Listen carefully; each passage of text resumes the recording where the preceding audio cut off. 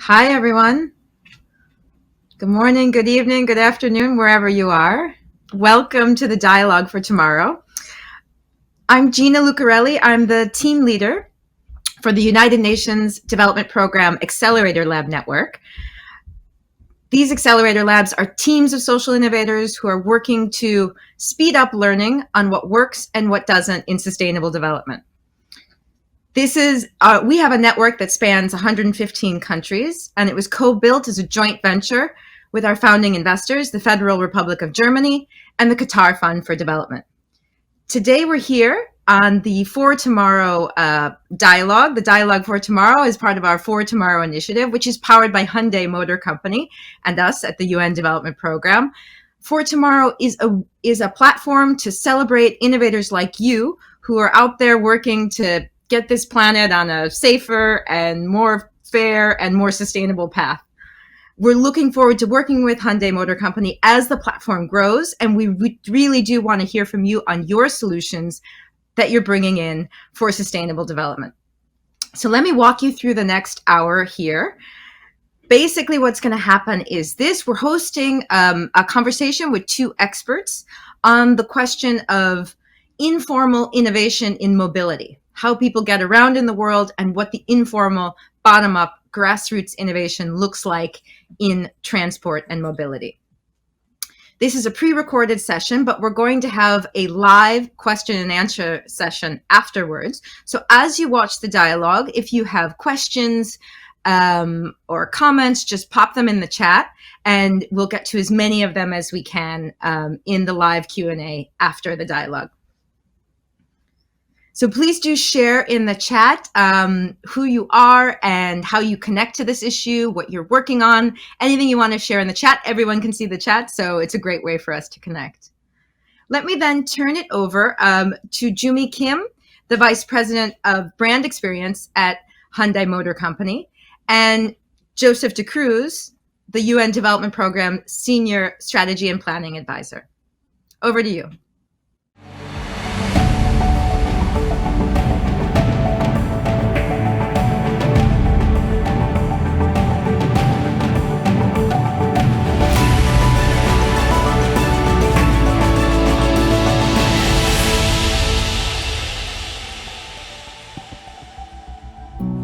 More than ever, it's critical that brands develop a sense of true citizenship. Beyond providing quality products and services, there are responsibilities they must live up to. Companies are members of society.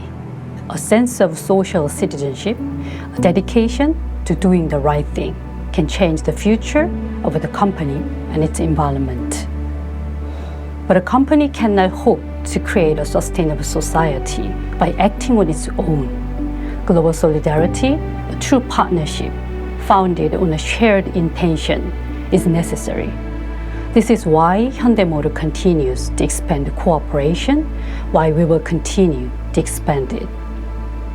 I am Jumi Kim, Vice President at Hyundai Motor Company. This is my honor to welcome you to this special event. 1 year ago, Hyundai Motor Company and the United Nations Development Program signed a historic agreement launching For Tomorrow. As we celebrate the anniversary of this partnership, For Tomorrow is shining the spotlight on over 72 grassroots sustainability solutions from around the world. The determination and ingenuity the owners of these solutions have improved life in their communities and beyond. I wish to thank and congratulate all members of our community. Your work is helping to build a more sustainable world for everyone. The solutions shared so far will create positive impact through their innovation. But this is only a beginning. They will also benefit the world through the process of connection. The vision beyond For Tomorrow is the creation of a social movement with which everyone can freely share their grassroots solution. The most important idea informing this vision is sustainability. We plan to nurture it so that it continues to expand, and we look forward to seeing the community grow with more solutions shared as more people act for tomorrow. Thank you. My name is Joseph De Cruz, and I lead Strategic Planning and Innovation at the United Nations Development Programme. I'm glad to welcome you to the one-year anniversary of For Tomorrow. The UNDP Accelerator Labs built this platform with Hyundai to connect innovators like you, who are coming up with solutions for challenges like fossil fuel emissions, air pollution, and rural and urban mobility. We believe bottom-up innovations are critical if we want to accelerate progress towards the global goals. Innovations like the solar e-cycle, the Imagination solar-powered car, and informal gas stations in remote areas. Your solutions are driving change in your cities and communities and helping create a more sustainable world. That's why we're here today to celebrate the For Tomorrow community. All of you with us today are a community of people who care and act. We designed this moment during the United Nations General Assembly to connect you and strengthen the bonds that hold us together. Because when connection is strengthened, when community grows, change happens. Today we open with our first dialogue for tomorrow. This dialogue will be with two fascinating speakers, Paola Constantino and Benjamin de la Peña. Paola is the head of solutions mapping at the UNDP Accelerator Lab in Guatemala, and Benjamin is the CEO of the Shared Use Mobility Center and chair of the Global Partnership for Informal Transportation. Their conversation will be taking us into inspiring territory. They'll explore how grassroots innovations in informal transportation will shape the future of sustainable cities, how it can help open up access to education, culture, and more. After the discussion, we'll have a live Q&A session where you'll get a chance to ask any questions you have. We're here today to celebrate, engage, and activate. So let's get started.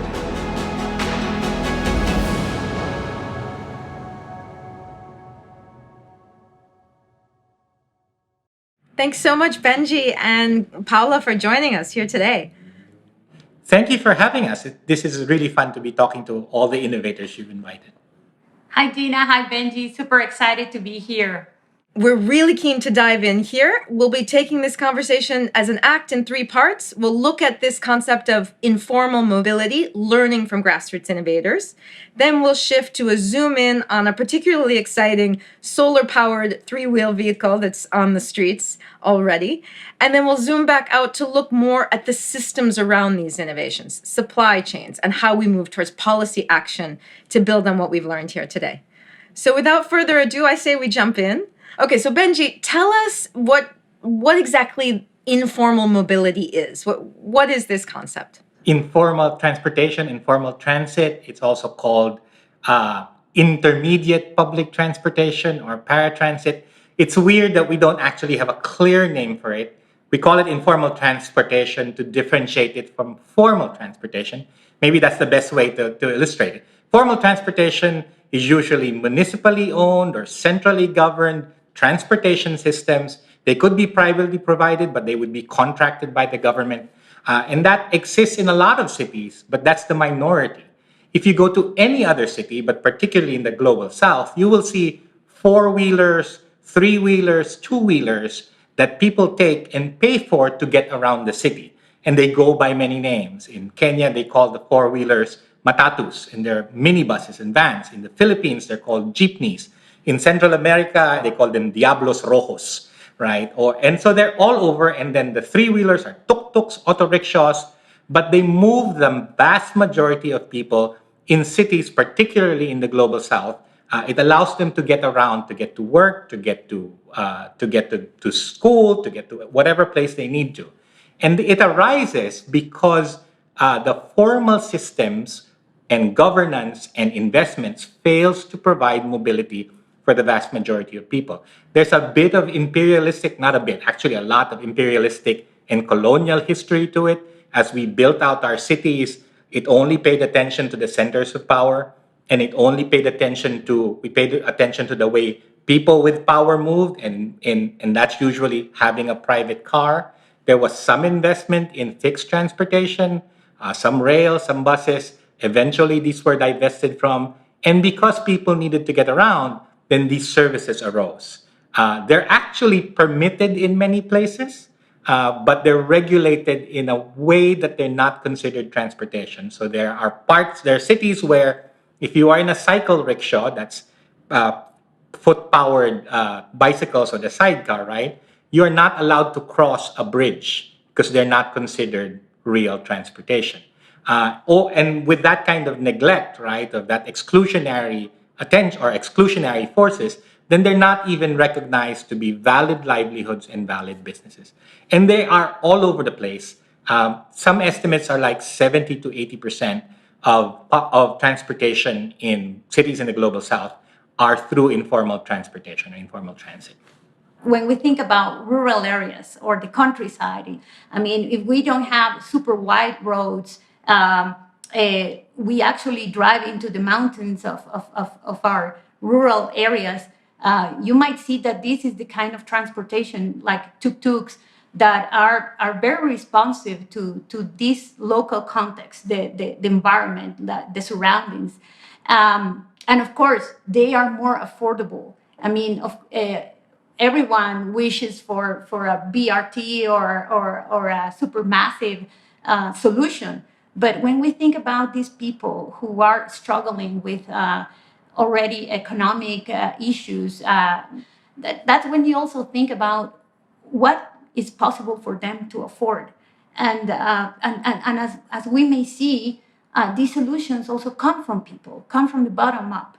So that's kind of the beauty of this, I would say, informal systems or organic or spontaneous systems, which are a way to be resilient in a very polycentric way. I'll echo what Paola just said, that this is the term you like to use, it's grassroots, right? But it's from the bottom up. And it's people looking at their needs and saying, what do I need and what's the solution that's available? And so in the rural areas of the Philippines, for instance, they have a thing called Skylab.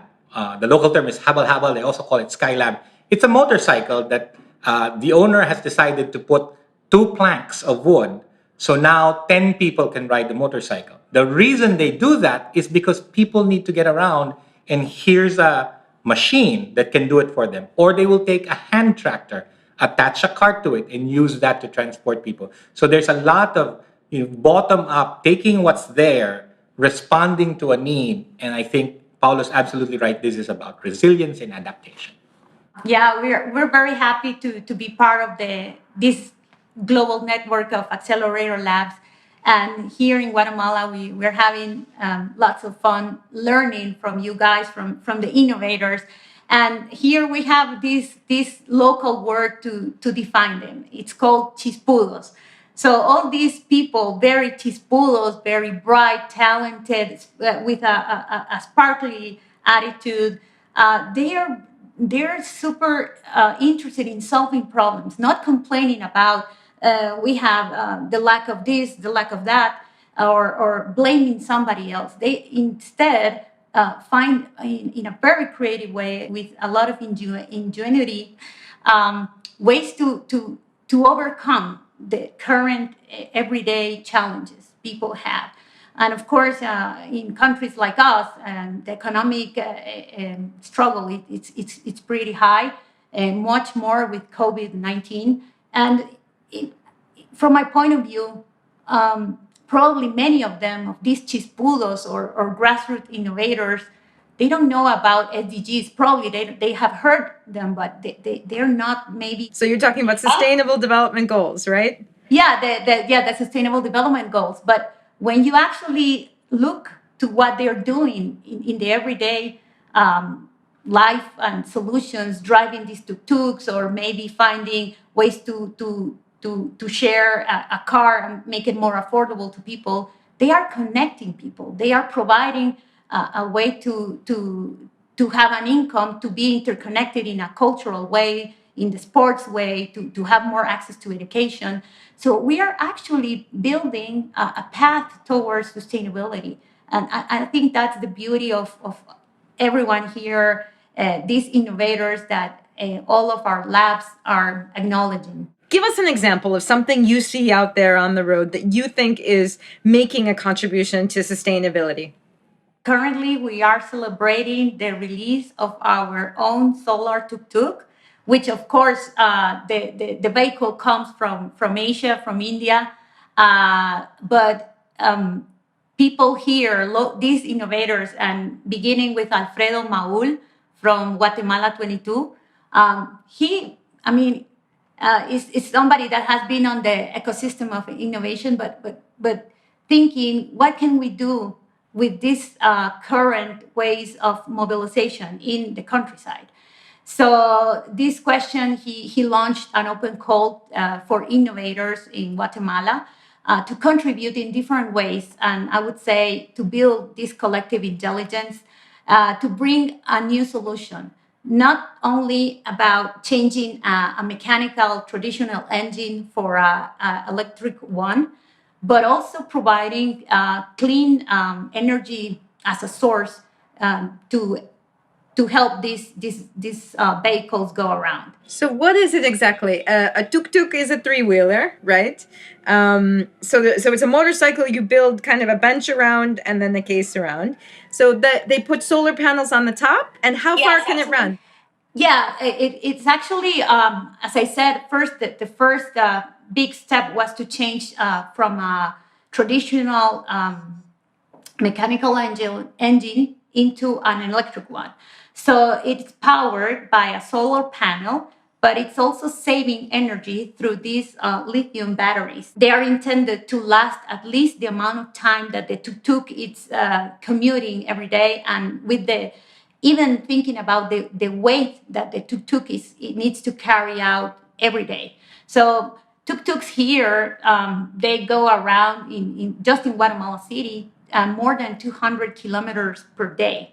So they are consuming a lot of gasoline. They are consuming a lot of oil for maintenance, spare parts, which are very expensive and unfortunately in a very low quality. So they need to change it in a very frequent way.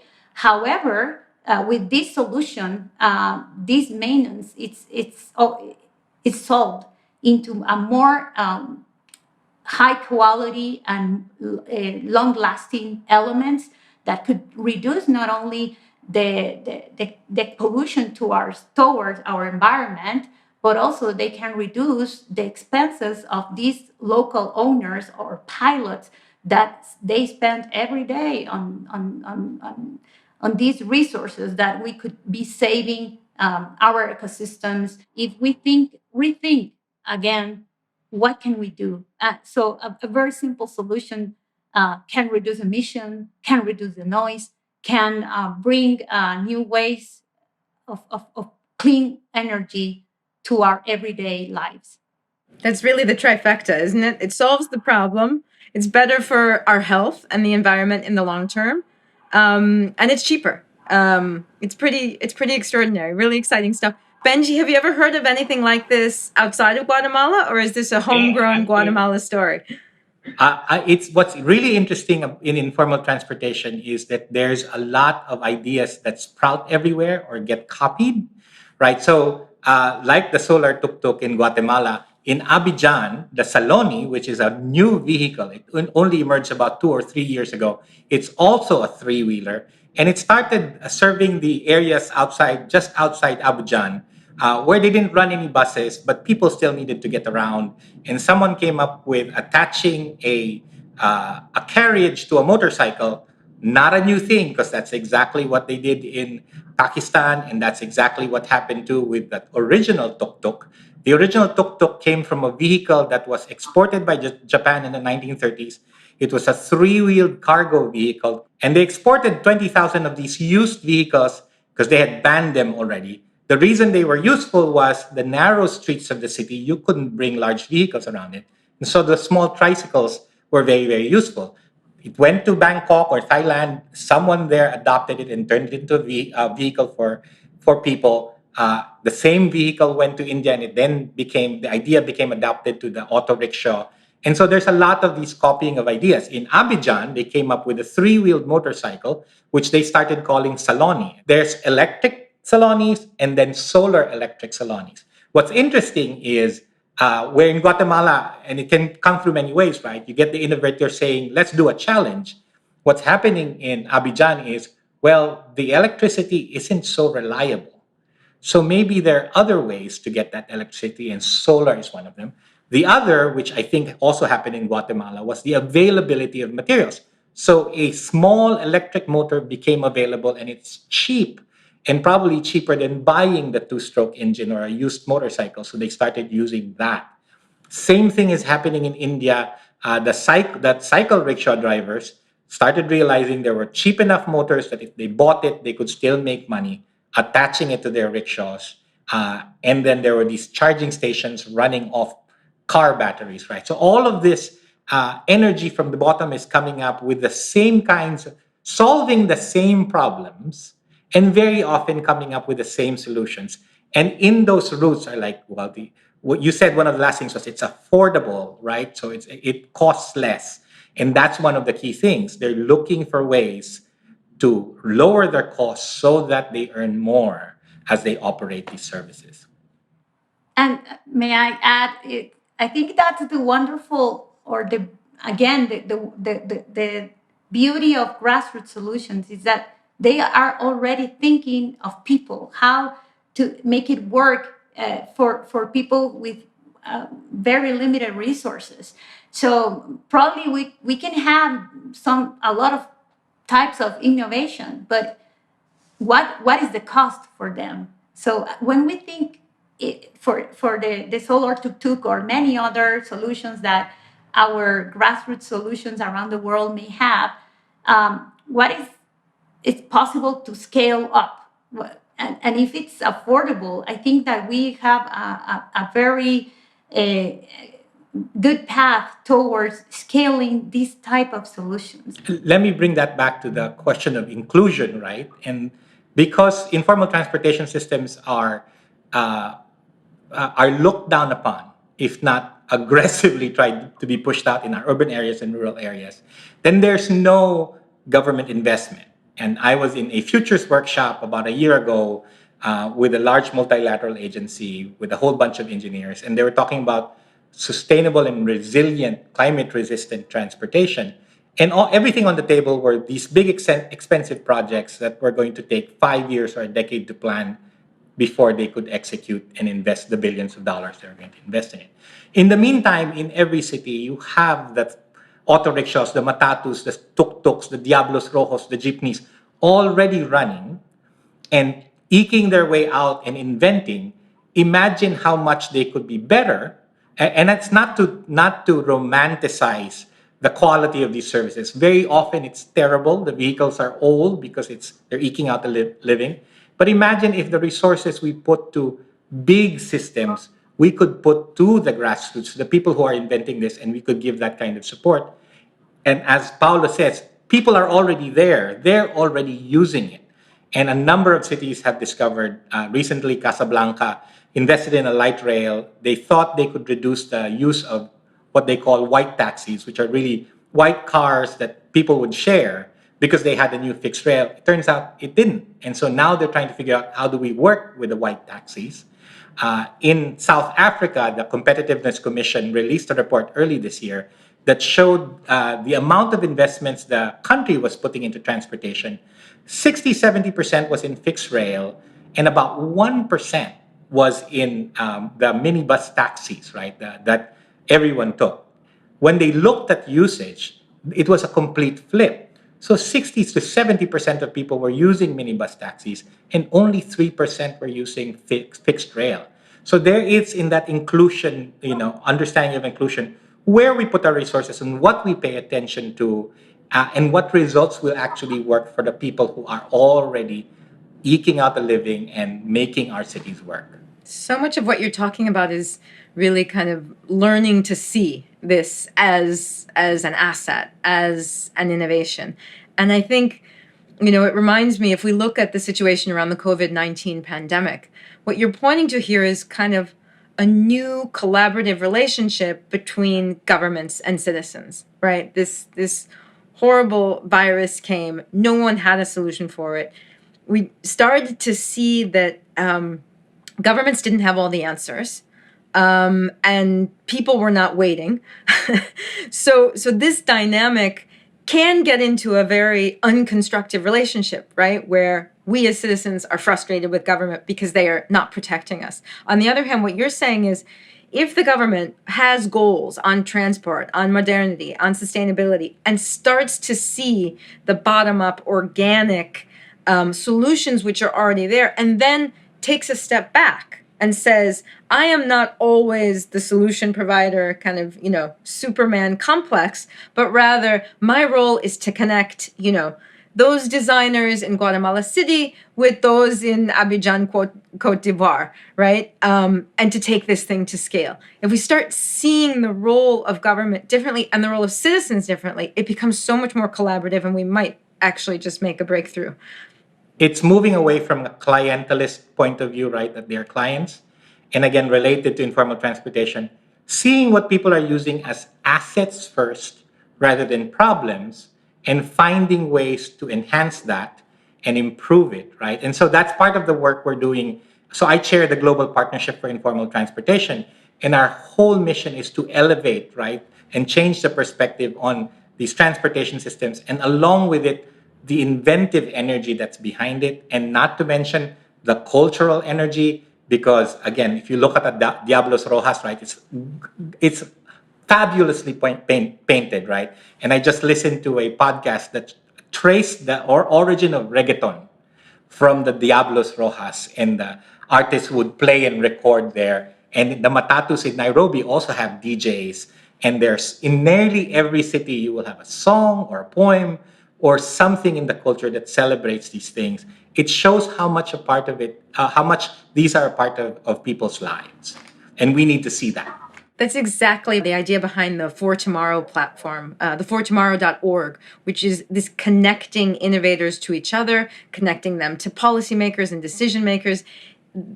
I think sometimes we think about the lone innovator, right, who sits alone, often, an older white man with a light bulb above his head, and he has this eureka moment, right? When actually what you're telling us is a story of women and young people and indigenous groups and incredibly entrepreneurial people dealing with limited means who then exist in a system, right? There is a transportation system, and whether they're recognized or not, they're part of it. Let's zoom out a little bit from the solar electric tuk-tuk, the three-wheeler, to think a little bit beyond that. So let's imagine the future here, right? Imagine, this is new in Guatemala, as I understand, and pretty new in Cote d'Ivoire. Imagine these solar electronic tuk-tuks are running and connecting people in rural areas across the world. What does that take? What do we need to do that? What needs to happen, Benji, in order for that to happen? Well, primarily attention and investment, right? I bang this gong again and say, first, we have to change our perspective and see them as assets. And by treating them as assets and using asset language rather than problematizing language, right? So this scales differently. As an example, right?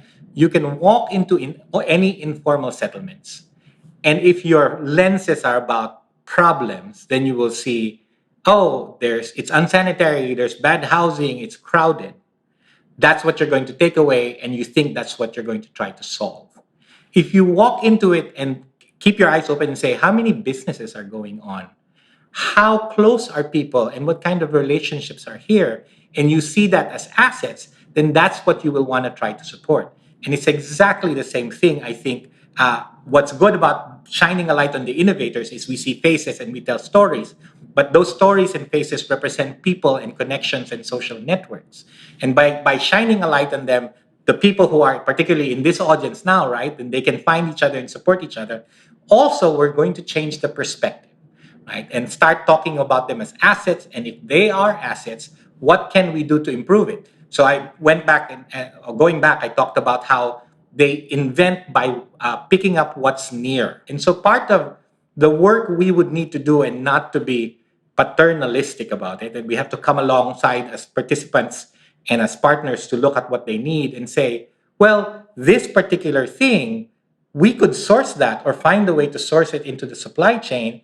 So it's cheaper for you to buy a electric motor than it is to repurpose a two-stroke diesel engine, right, or four-stroke engine, and then we hit the things we want to do globally, right? And what's interesting, again, going back to the story of where the tuk-tuks and the three-wheelers came from, there are all these supply chains, used vehicles from the global north that are being exported out. The Diablos Rojos, the majority of them are secondhand school buses from the US that are bought in auctions and transported down and along the way transformed into very Central America identities. But it's the same vehicle. And so if we find ways to say, here are the parts they are using and here are the problems they're trying to solve, how can we help by making those parts more available or more cleaner parts or cheaper parts? How can we change the business model so that they earn money and better livelihoods and they're not trying to eke out a living and so therefore stretching out the life of these vehicles to where they are polluting already? So there's a lot. It starts, I think, like you said, Gina, from seeing and understanding, coming alongside, listening, and saying, here's what could help.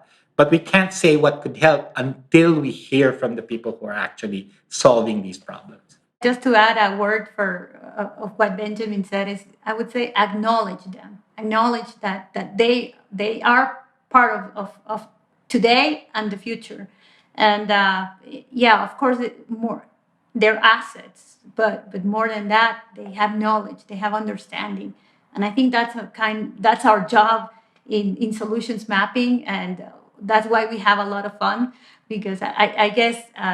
Just understanding people and how they see in other from point of views, that's what brings more richness to our discussions, and maybe probably and hopefully answers to governments that are trying to reach remote areas. Maybe we should rely on these people that understand in other ways how can we address all these unmet needs.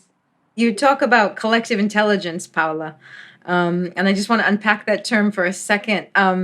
This is something, so at the United Nations, we're approaching sustainable development as a collective intelligence problem.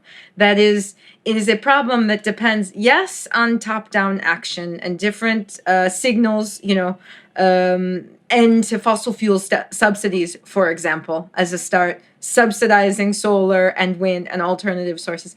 But it also starts with every micro decision that each of us 8 billion people on the planet make. How we move around in the world, what crops we grow, how we heat our home, cool our home, all of these micro decisions, it's mind-boggling how many of them there are.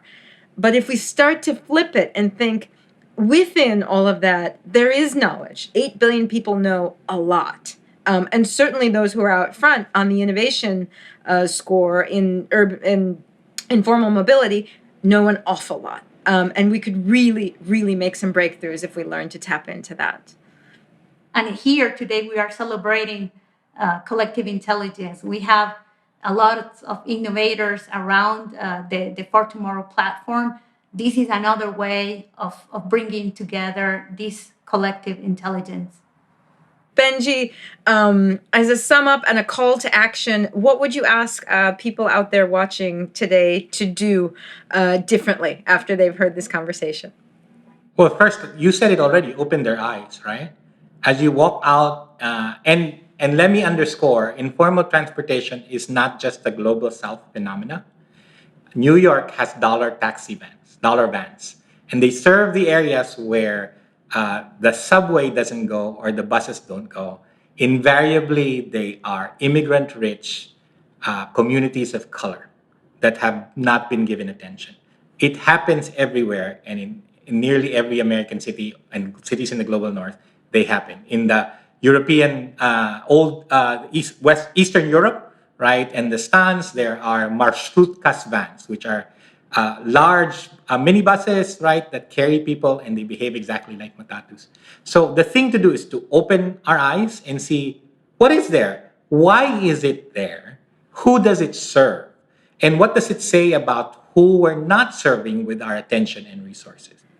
So over to you, Paola. Tell us your parting words. What do you think we should do differently after hearing this conversation today?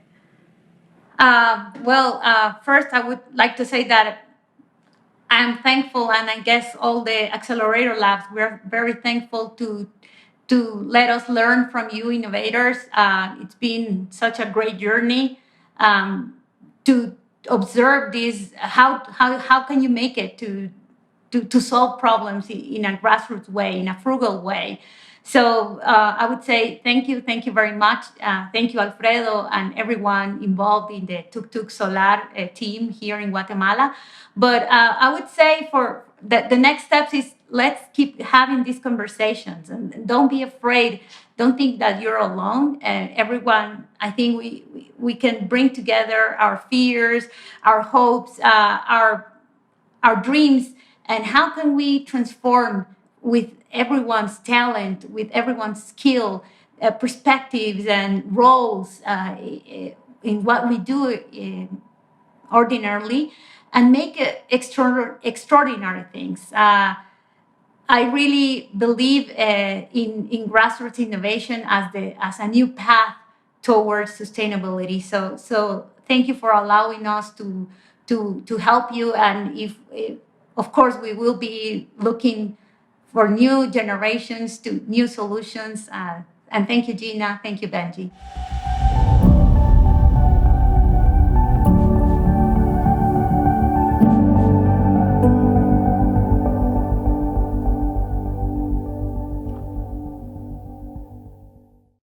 Hi, everybody. Welcome back to the live Q&A session.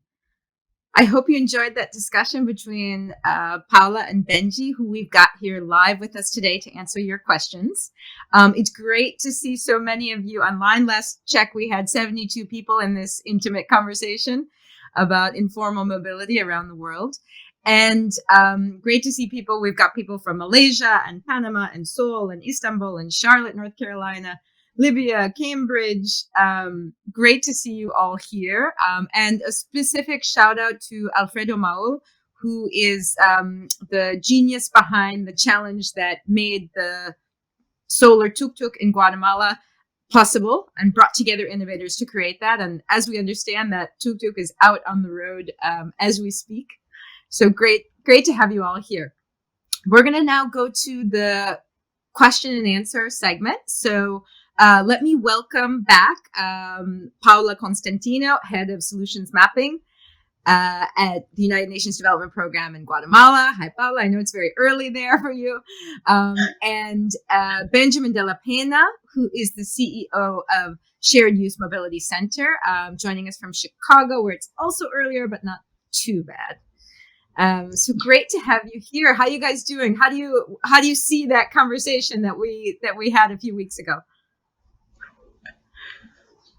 Well, always interesting to rehear and maybe rethink what we discussed. And I think this is organic. This is going to keep going, and I hope, like we said, this is not only one conversation. I hope it keeps flowing amongst the innovators. And thank you, everyone, for being here, especially Alfredo, who he has inspired us here to bet on innovation and transformation. Fantastic. Hey, Benji. I think we can't hear you, Benji.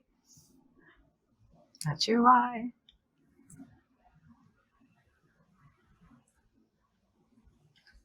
We want to hear you. You look good, but we can't hear you. At least I can't. I don't know if others can.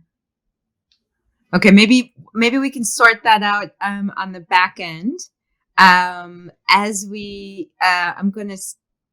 Can we get Benji's audio up?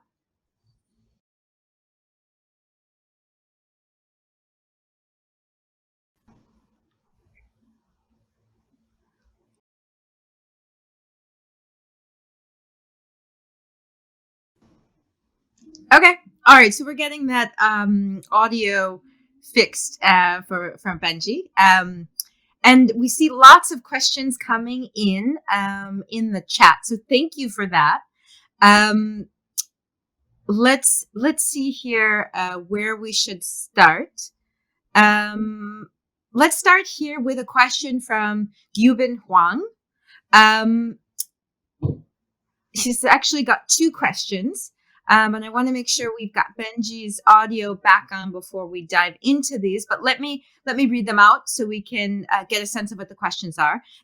Gubin says, I wouldn't think that makeshift vehicles are a long-term solution to solving mobility challenges, especially as national policies become increasingly aligned to the sustainable development and climate goals.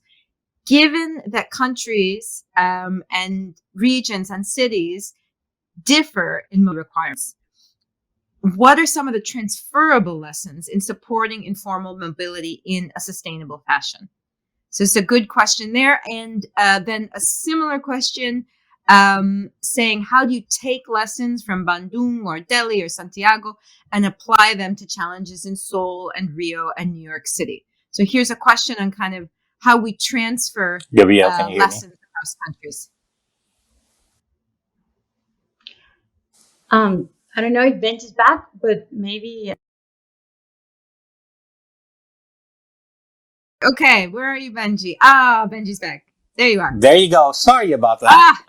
Always technical difficulties. I know. Yeah. We talk about AI, but it's all AV in the end, right? Yeah.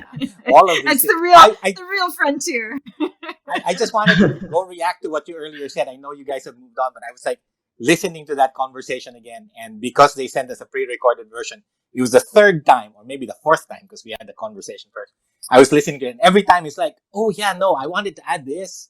And I actually wanted to answer your question. So it really, really is exciting. And I'm glad to be here. So you're in a dialogue with yourself and Paola again. Yes. Fantastic. Okay, so we want to open it up here to be in dialogue with our innovators who are online. So I'm not sure if you heard the question, Benji from Gubin, but basically it's a question about, okay, given all the diversity that we have in countries and cities around the world and their mobility needs, how do you actually transfer lessons from one place to another when it comes to informal mobility and driving this in a sustainable way? I would question the given the diversity, right? Because people are similar. We're of similar sizes. The way we build out our cities are similar, especially if we don't have regimented, centralized planning, right? They tend, every informal settlement you go to in the global south would have the same structure. And historically, the cities that grew up around old cities in Europe, informal cities, actually look the same. So it's the same problem that's being solved. And so that's why it's the same, like I made a point in our discussion, right? The same solutions emerge. You've got a bicycle, let's carry more people by putting something next to it. You've got a motorcycle, let's put a cart in the back. In fact, there's things like the term for pickup with two benches in Laos is basically translated to mean two benches, right? And that occurs everywhere else. Right? Yes, exactly, the Song Tao. And so these solutions emerge and they're very, very similar. So going back to the question, the diversity really isn't so much a challenge if we pay attention.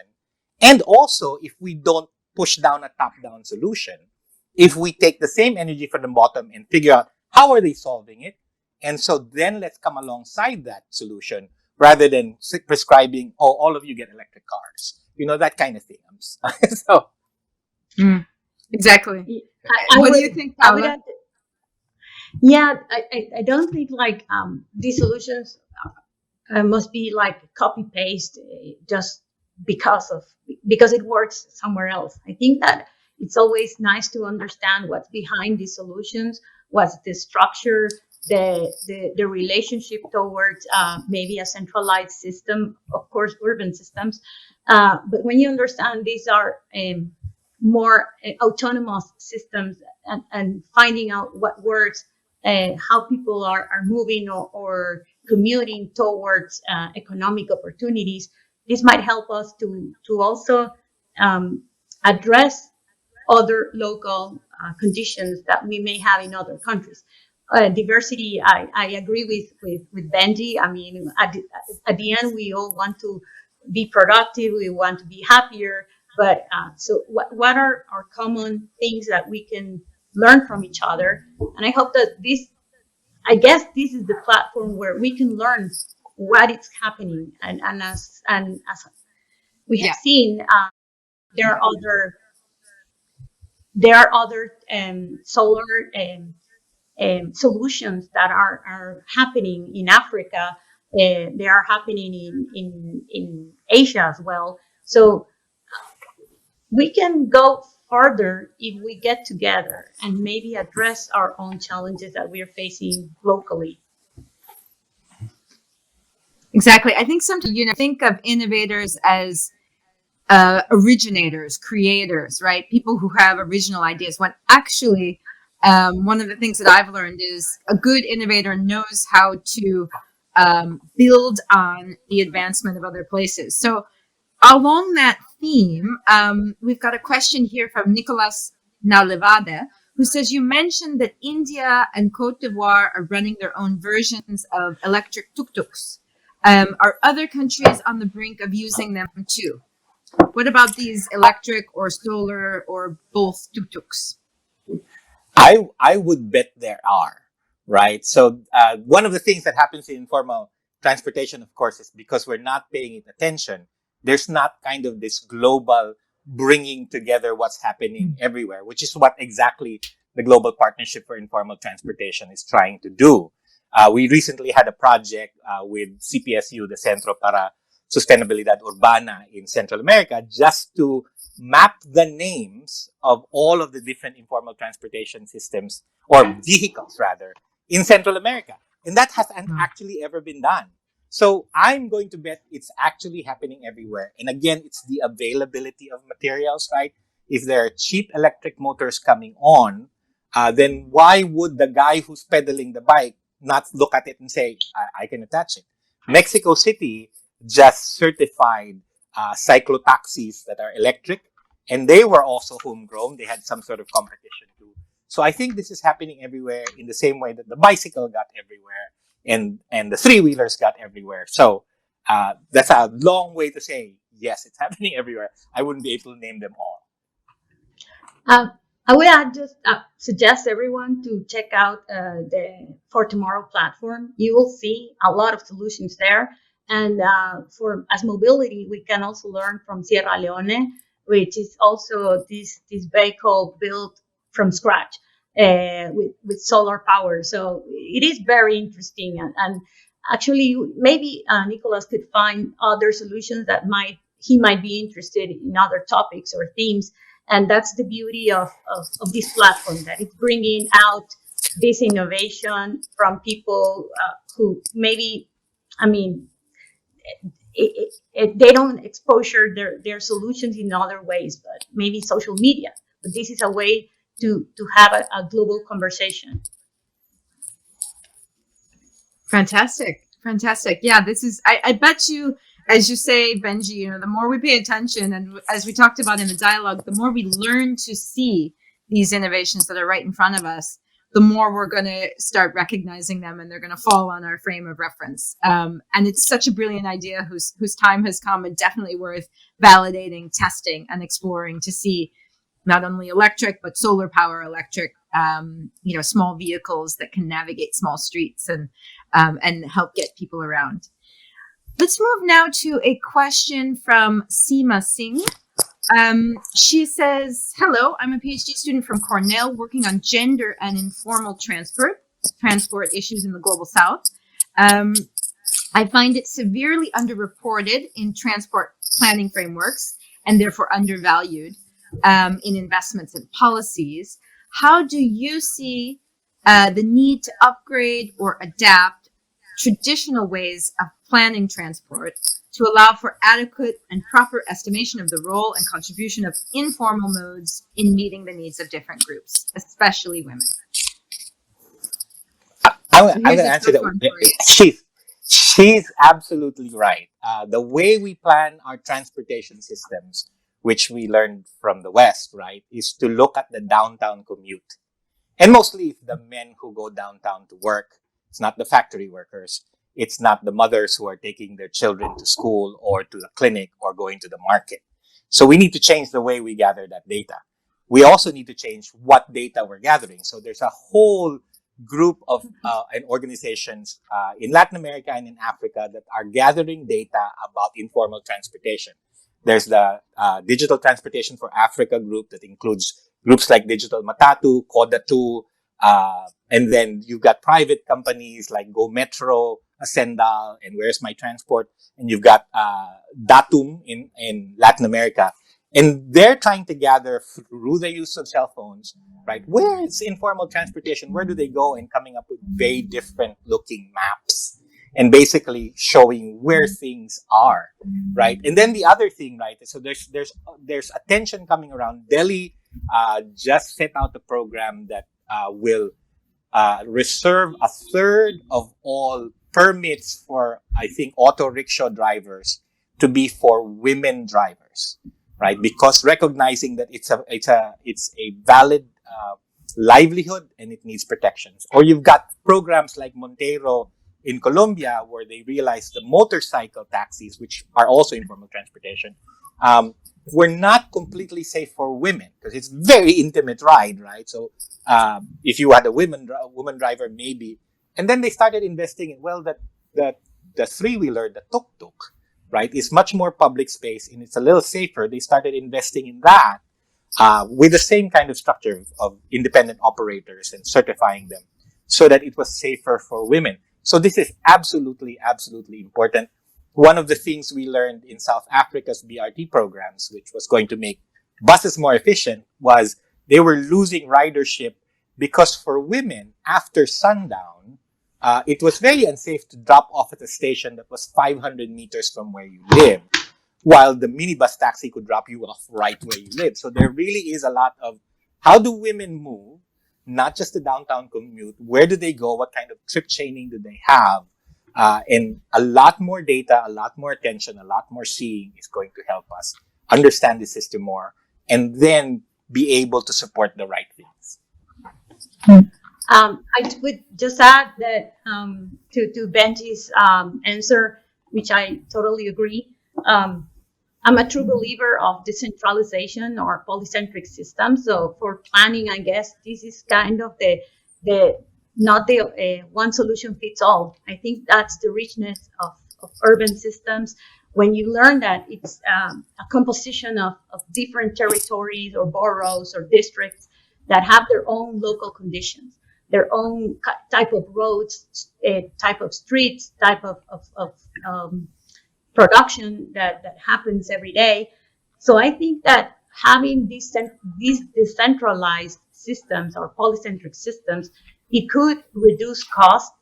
It could also address the local needs, but it also might open to other type of solutions, such as, and for women, especially as Benji was saying, here, like the shops, the shopping centers are open until, like, I don't know, maybe 9 o'clock, 10 o'clock, but there is no public transportation for these type of services and people that are working there and they're making a living. So that's when you see these other spontaneous solutions come to life, because they are responding to a local need that probably in large centralized systems would be harder, will be costly, and maybe it wouldn't address the needs as they must be addressed. So just to add.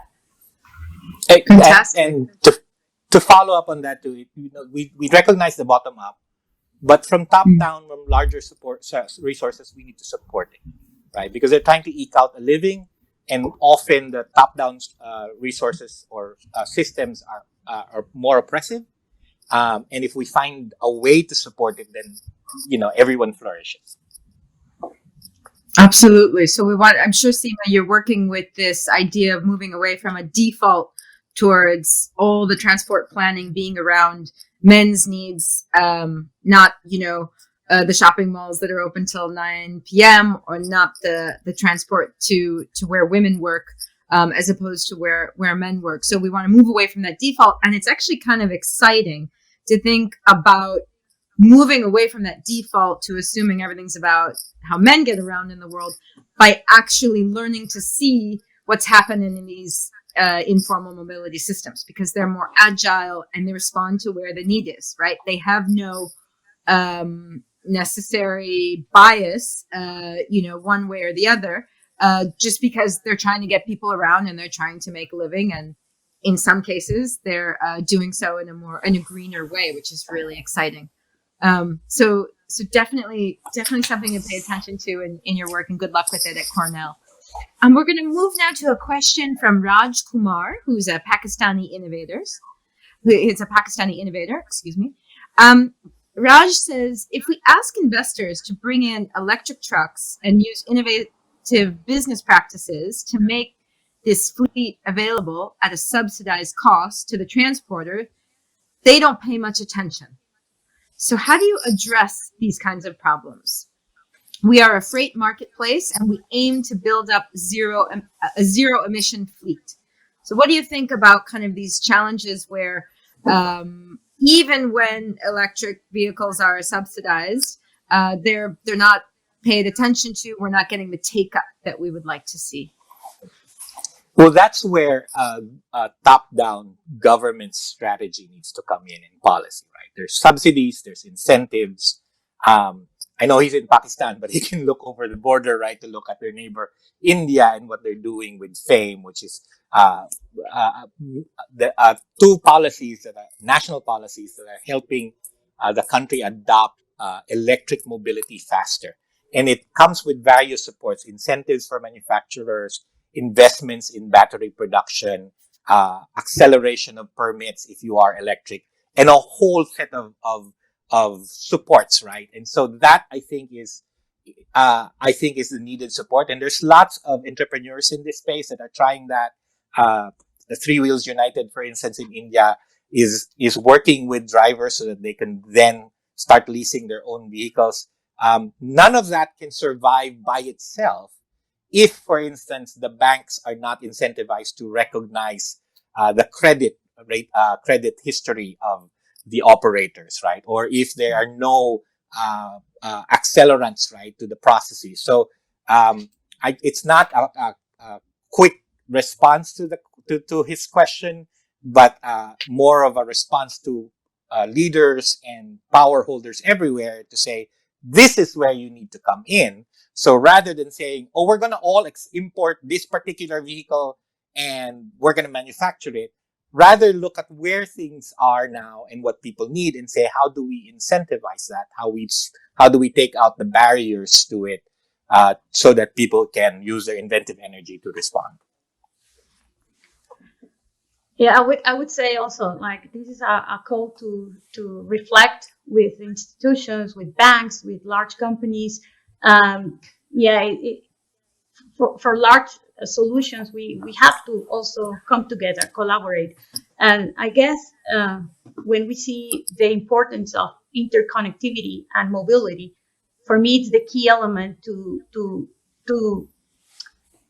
for development, and especially for economic opportunities, but I would say cultural opportunities as well. Maybe this girl that really dreams of becoming a ballet dancer, she needs to commute, she needs to travel where this opportunity of learning how to dance it is. And that's kind of what we have to rethink again. I mean, for local people, local needs, but also for large production systems, exportation, importation. How do we provide food or whichever raw materials to other remote areas? So that's a key question, I guess. Mobility and interconnectivity are the two key elements for a country to keep on going and develop itself. I'll add one more thing, right? And it's for the people who are in power, right? To then question whatever reports that you see that don't talk about informal mobility or people that are doing things in the grassroots. A large consulting firm that I won't name just issued a report on the recovery of public transportation in 20 cities. All of those cities had formal transportation systems. There were none of the big cities that actually had informal transportation.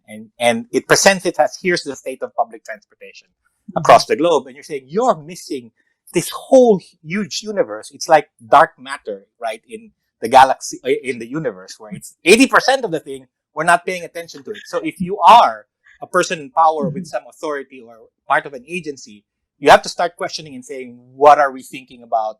What are we missing? And let's pay attention to that. Absolutely. It's like the story we talked about during the dialogue with this like complete disproportionate investment in the big rail systems, whereas the way people are actually moving around in the world are the smaller vehicles and the informal transport modes. So it really is, this dance between kind of the bottom up innovation that we have to learn to see and recognize and pay more attention to and learn from those signals that we get from how people are solving problems, and this top down where policymakers need to send the right signals, right? They need to send the signals to the market so the market responds. That's sort of how all of this works. We've got about less than 9 minutes left now.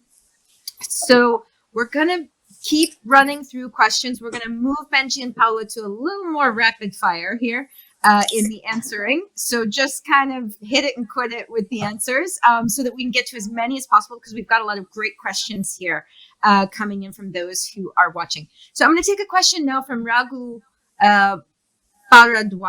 Hi, Raghu. I think we know each other.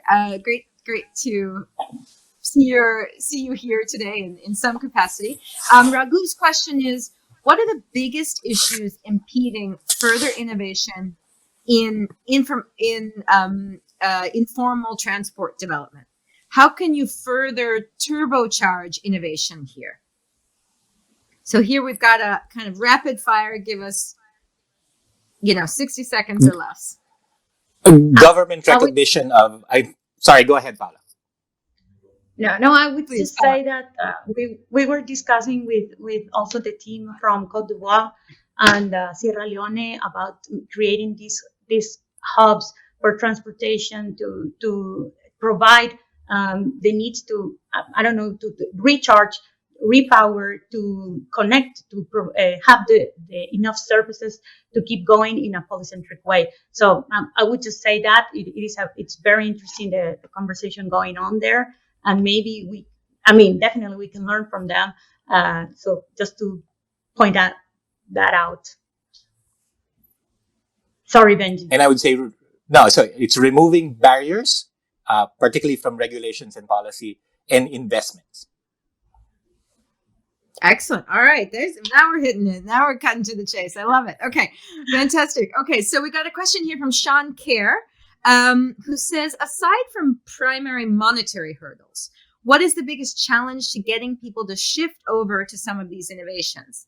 Is it access to information, replacement parts, ease of self-maintenance, or trust in some of these the durability of some of these new innovations?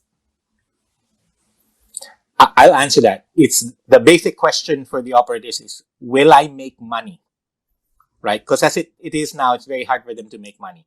And until you make the case that it's cheaper and more efficient and better, and they're not going to be taking more risks, they won't adapt. Agreed. There we go. It's about, I was going to say sustainability in the economic way, but I guess feasibility of what you're doing. And because they're already struggling with certain economic issues, so you don't want more pressure, you don't want more problems, but what you want is solutions. So they have to be feasible in the long run. Absolutely. And I would say, Sean, so the reason we at the United Nations Development Program in our accelerator labs around the world, the reason why we have people like Paola, whose full-time job it is to find grassroots innovations and solutions. She literally maps solutions, is so that we can actually learn not only from the solutions themselves, but from the signal that solution sends us, right? So by, picking up on cheaper motors and charging stations run on solar batteries, what are we learning about people who are closest to the problem, it's extremely insightful for us, so that then we can design programs and work with governments in a broader system sense to learn from what are the weak signals of change that we can pick up. We work with the Honeybee Network out of India, and Professor Anil Gupta always talks about, you look at the solutions and you see what it tells you in terms of the needs that are not being met, neither by public service nor by the market. So there's always something to learn, not just from the solution itself, but from the need that is exposed by the way people are solving problems on the ground. So let us go then to a question here. I believe this is our last question, or second to last question. A lot of time. Second to last question. So from Claudia Olmedo in El Salvador. So she's taking us to the system dynamics. We've got a systems thinker here. What system dynamics do you think need to be transformed for countries to incorporate solutions that come from people to solve this complex development challenge? Well, I'll answer that one. Part of what we learn to do in government as a bad habit is to say we do consultation. And consultation is usually, we've got a project, we've got a slide deck or a presentation, we want you to say yes or no. Right? Mm-hmm. And that's not conversation. Systemically, what we need to learn to do is, how do we stay in conversation and listen?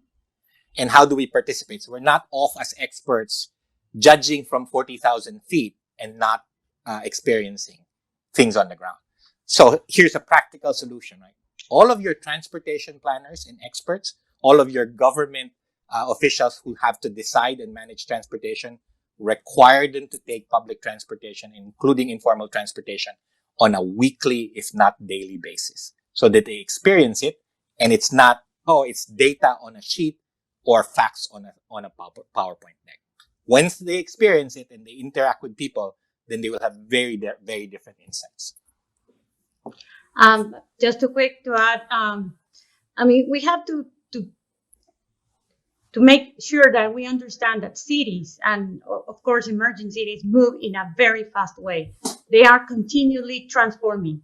So my suggestion would be to acknowledge those solutions that are already on the ground.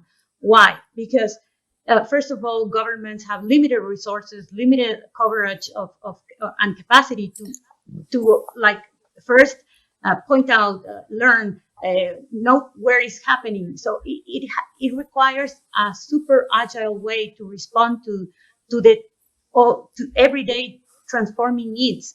So I would say, why shouldn't we open or acknowledge the already these polycentric systems that are existing?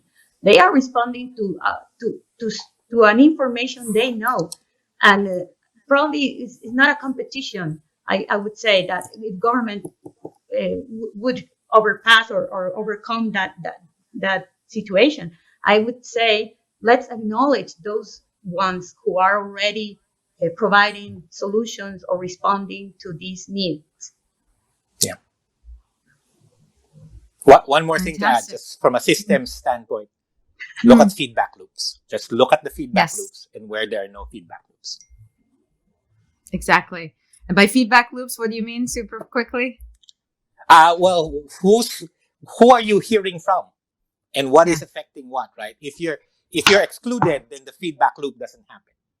Right? That's right. And this is what you're talking about with consultation, where if you're just saying, please give me feedback on my proposal, the sort of default to the minimum legal public consultation for investment and changes in your community, then it's really the lowest common denominator. What we often find is that what governments hear from citizens is not fed back to them.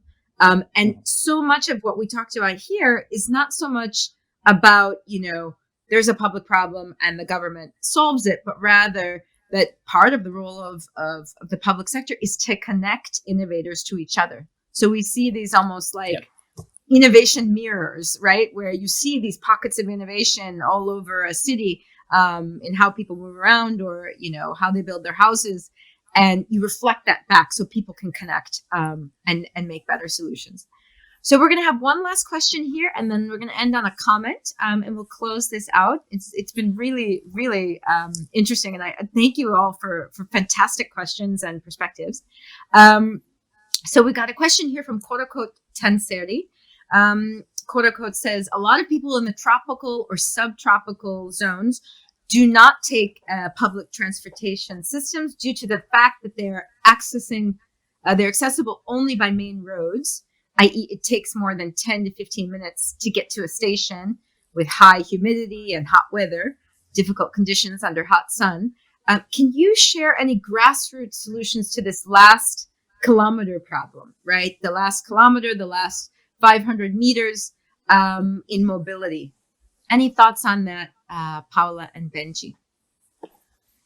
I would say here in Guatemala, one single motorcycle, two-wheel motorcycle are super popular here, and that's because of the limited type of roads that we have also. But I wouldn't say in the city, but I would say more in the remote areas and the rural areas.